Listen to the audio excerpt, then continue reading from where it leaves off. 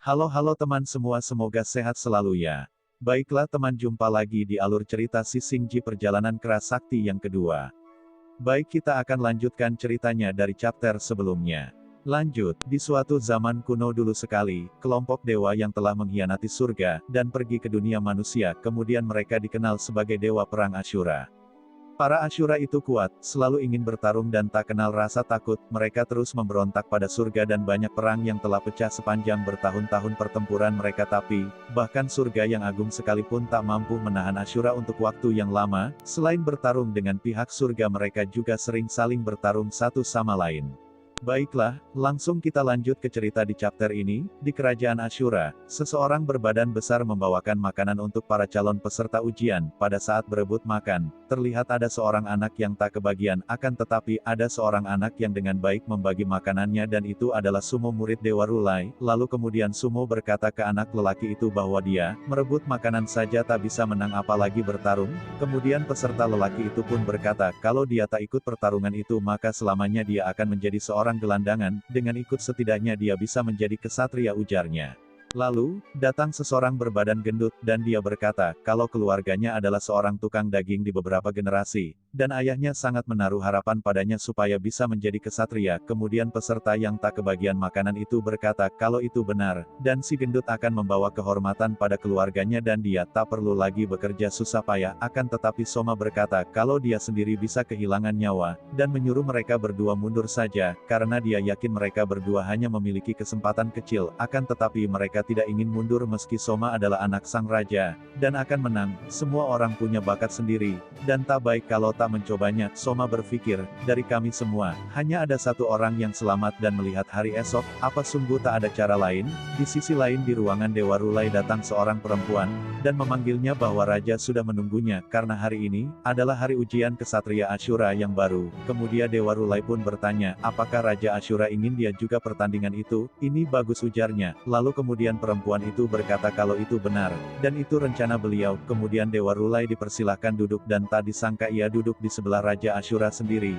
Dewa Rulai pun berkata, kalau menonton putrinya membunuh atau dibunuh dalam arena itu menyenangkan, akan tetapi Raja Ashura berkata, tidak, kalau itu memang tradisi mereka, yang lemah akan mati, dan yang kuat akan bertahan. Dengan begitu dia akan menjadi Ashura sejati. Dan apakah Soma menyadari itu? Lalu Dewa Rulai berkata lagi, kalau dia telah mengajarkan hal yang berbeda pada Soma.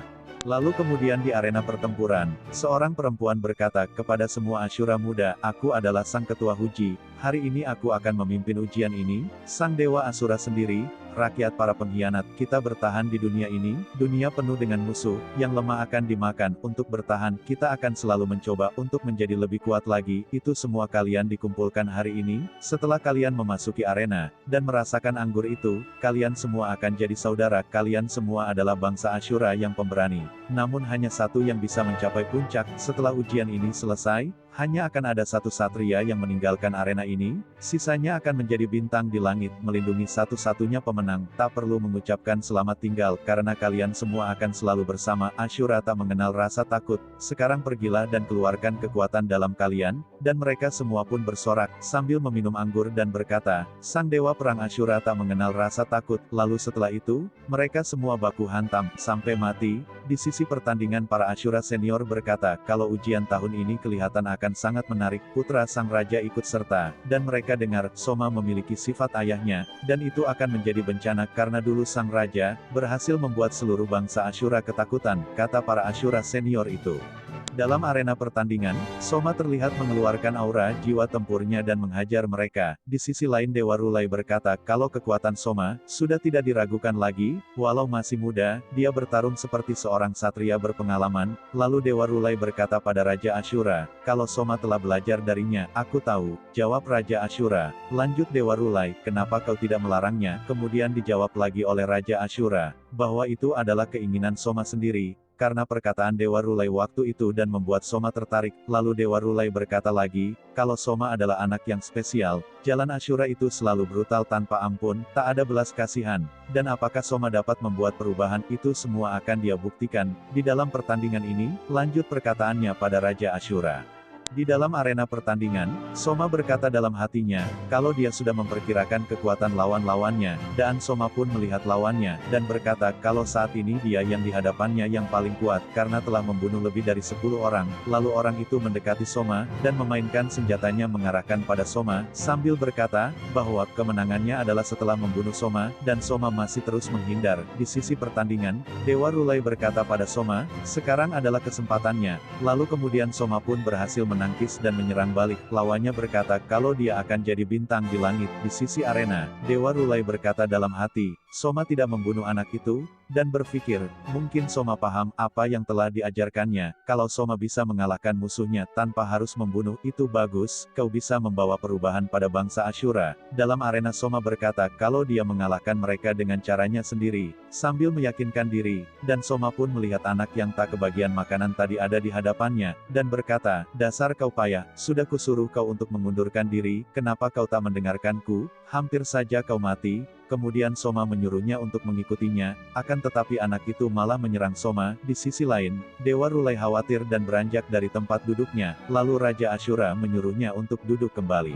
Berpindah ke sesi lain, di Istana Surga, terlihat Dewa Guan Yin yang sedang duduk sambil menulis di kertas sendirian, lalu tiba-tiba datanglah seorang perempuan dan berkata, kau serius sekali, aku selalu melihat kau bekerja setiap hari, apa sungguh ada sebanyak itu?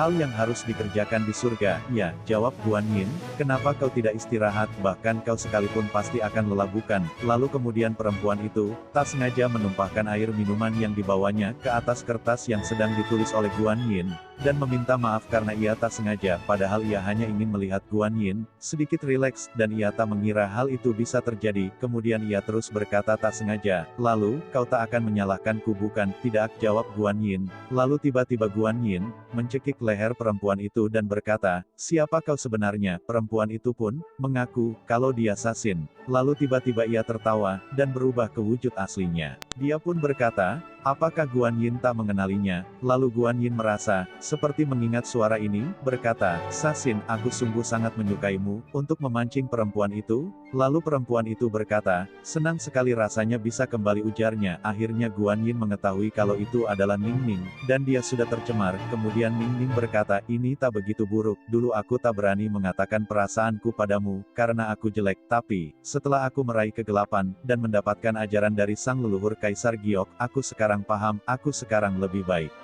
Lalu Guan Yin berkata, sayang sekali kalau kau bukanlah Ning Ning yang aku kenal dulu. Kemudian Ning Ning berkata, wah Sasing, kau hampir saja menangkapku, akan kau apakan aku ini, kau bunuh? Lalu Guan Yin berkata, tentu saja kau kecewa, tidak, jawab Ning Ning, aku senang sekali mengetahui, Sasin masih memiliki sifat simpati padaku, jika tidak, aku pasti sudah tidak bicara lagi denganmu di sini. Lalu dia pun menghilang dan berkata, aku pasti akan kembali. Kemudian ada lagi pelayan yang asli datang, dan berkata, siluman apa tadi itu? Dia meniru wajahku. Bukan apa-apa, jawab Guan Yin. Lanjutkan saja pekerjaanmu, kata Guan Yin. Sejak itu Istana Surga memiliki kisah tentang hantu tanpa wajah. Dia tak melukai siapapun, tapi dia suka menggerakkan benda-benda dan mendekorasi ulang ruang.